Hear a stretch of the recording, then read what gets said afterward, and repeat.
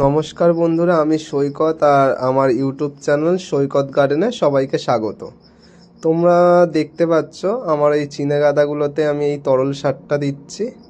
আজকে যে বিষয়টা নিয়ে আলোচনা করব সেটা এই তরল সারকে নিয়ে, যে এই শীতকালে আমরা কোন তরল সারটা দিলে খুব ভালো গাছের পক্ষে উপকার হবে, তোমরা ভালো রেজাল্ট পাবে।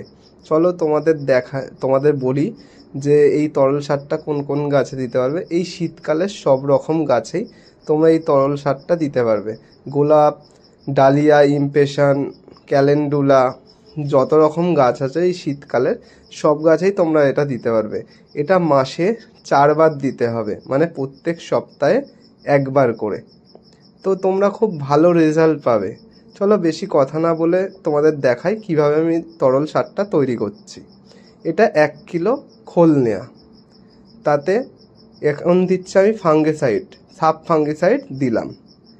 আর এটা হলো তোমার ডিএপি, তোমরা এতে ডিএপি দিতে পারো। তো আমার ডিএপিটা একটু গলে গেছে, তো আমি এখানে ওই জন্য আগে থেকে গুলে নিচ্ছি।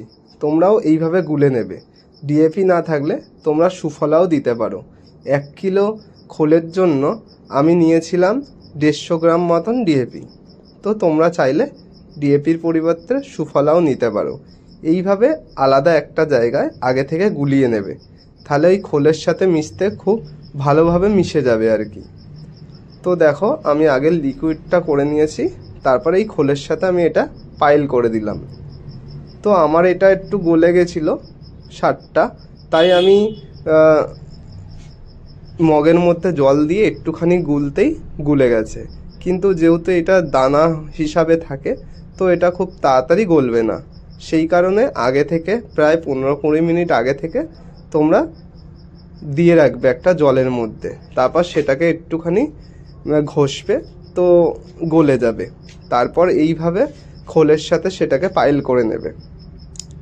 আর আমরা কিন্তু এই মোটা সারটা কখনোই গাছের গোড়ায় দেব না।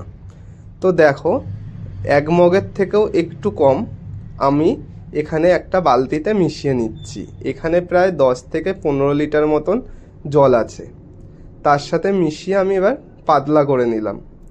এই পাতলা সারটাই কিন্তু দিতে হবে, কখনো আমরা এতে মোটা সারটা দেব না। পাতলা হলে অসুবিধা নেই। তো এটা যেহেতু আমরা মাসে 4 বার দেবো, তো সেই জন্য আমরা এটাকে পাতলা করে নেবো। আর তোমরা যদি গাছের গোড়াটা একটু খুঁচিয়ে দাও, তারপর এই সারটা দাও, খুব ভালো উপকার পাবে।